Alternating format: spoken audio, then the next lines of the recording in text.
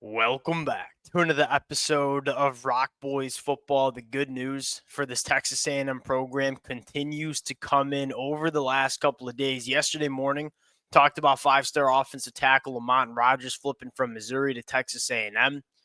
Now we're talking about five-star wide receiver not only making it official and committing to Texas A&M, we're talking about him signing his paperwork too. And I think one of the things that concern Texas A&M fans, hey, it sounds like we're in a good spot for Jerome Miles, but he announced that he wasn't going to sign his papers in December, which kind of gives some other schools some opportunities to potentially get in with Jerome Miles over the next couple of weeks and months.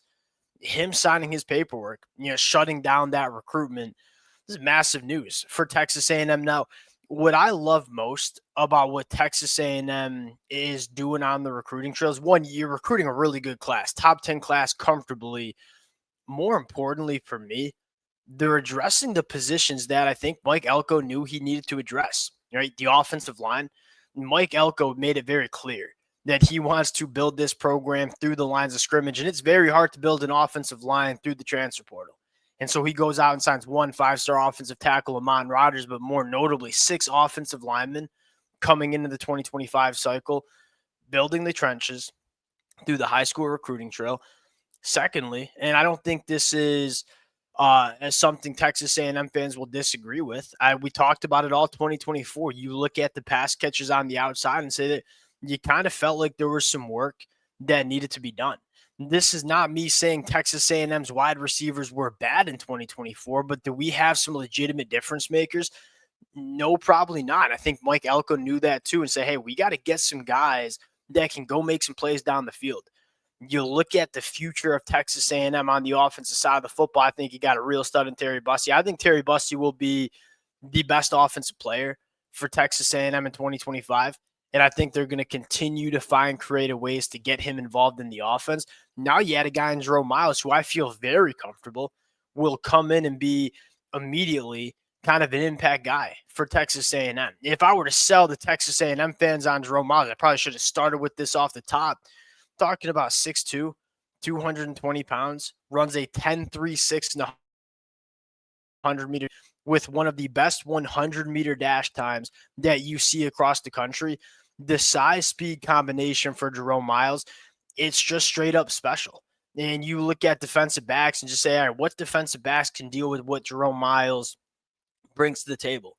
Are you fast enough to run with Jerome Miles down the field? There ain't going to be many defensive backs that can do that. Okay, do you have the size to deal with the 6'2", 220-pound frame down the field? No, probably not either. This blend of size and speed that Jerome Miles offers, it's rare. And I think that's massive for Texas A&M. Want to get a little bit more into Jerome Miles, take a look at some of the film now. Before we do, and as always, to the Texas A&M fans, y'all know it's been a blast talking this program since Mike Elko has taken over. Active in the transfer portal, active on the recruiting trail. The amount of support y'all continue to show to the boys, it's been amazing. Can't thank y'all enough. If you guys do enjoy the content, consider subscribing to the channel. And it sounds like there might be some more fireworks coming later on over the next 24, 48 hours. Without further ado, let's get into Jerome Miles and let's talk about something that we don't normally talk about when we talk about five-star wide receivers. Jerome Miles is an absolute dog in the blocking department. That's really important for Texas A&M.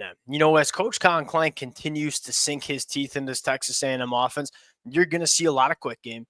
You're going to see a lot of runs to the perimeter. In order for that kind of thing to be successful, you need wide receivers that can block on the perimeter. Jerome Miles not only physically very capable of doing so, right? 6'2", 220. He's going to be bigger than most defensive backs. He's blocking. More importantly, he shows an extreme willingness to block down the field. And that's something that you don't always get when you're talking five-star wide receivers. I think another interesting storyline is obviously his quarterback at Corner Canyon is committed to Texas A&M in the 2026 class in Helman Kasuga.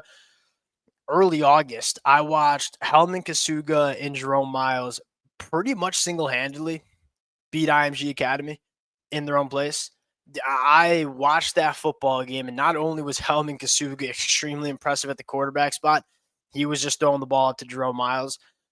Good things were happening Jerome Miles caught for 3 touchdowns in that football game, went for well over 100 yards. He looked like the best player on the football field, which is hard to do when you're playing IMG that has a bunch of power 4 caliber guys. You get into a little bit of the film. There's a couple of things that kind of stand out. One, his ability to work vertically down the field, which is not all that much of a surprise. Like, you want to go man coverage with just a single high safety here, like, good luck. You have to respect what Jerome Miles can do working vertically down the field. Just pretty much runs right by this defensive back for a touchdown. Now, you're going to see a couple other things that you're really like. One, he's very good in the contested catches. Great ball by Helman Kasuga, by the way. He's just really hard to deal with at the catch point because of how big and physical Jerome Miles is. Another thing he can do really well, yards after the catch. Really natural pass catcher. Like, always just seems comfortable addressing and getting his hands on footballs. But then you can see what he can do after the catch. When you're that big, that fast, you're hard to bring down. You're hard to catch in open space. Again, working vertically down the field, that's probably what he does best. Tracks the ball exceptionally well down the field. At the end of the day, it's just hard to find these defensive backs dealing with either the size or the speed. He's either running right by you or he's catching it over the top just on your head. It's really hard to kind of deal with a guy like Jerome Miles with that size-speed combination. Again, working vertically down the field. Helman Kasuga, nice ball, attacking the deeper third. Jerome Miles doing the rest. You look at Texas A&M in the 2025 cycle, and it's hard not to love what Mike Elko's done. Like, you take a look at some of the better commitments that Texas A&M has, it's line of scrimmage players. Now you add Jerome Miles. I think Texas A&M is probably looking at, a top 7, top 6 class in the country. You combine that with development of Mike Elko. You combine that with what they're going to do in the transfer portal. There's zero doubt in my mind Texas A&M is going to have a roster that can at the very least have that minimum talent to compete for national championships. And now it's to Mike Elko to kind of get that out of his team. And one of the things that we loved about the Mike Elko hire is he maximizes talent. He did it at Duke, probably going to do it at Texas A&M. If you can continue to recruit this way, that was the big question mark we had with Mike Elko. Hey, we know he can coach. We know he can build a program. We know he can develop players. The question was, will he be able to recruit at the necessary level at Texas A&M to compete for SEC championships, to compete for national championships? We've quickly gotten our answer. Now, one other thing I want to just quickly buzz by for Texas A&M, I'm sure y'all saw this on the timeline at some point yesterday. Eli Morcos, late addition to Texas A&M in the 2025 cycle. This kid's really intriguing, and I'll put my hand up and say I hadn't heard of him until I saw he committed to Texas A&M, was formerly committed to Tulsa. This kid can spin it. Like, really, really good arm talent. And again, does he have the pedigree of a guy like Brady Hart? Does he have the pedigree of a guy like Hassan Longstreet? Does he have the pedigree of a guy like Helman Kasuga? Not really sure. I just buzzed his film really, really quickly.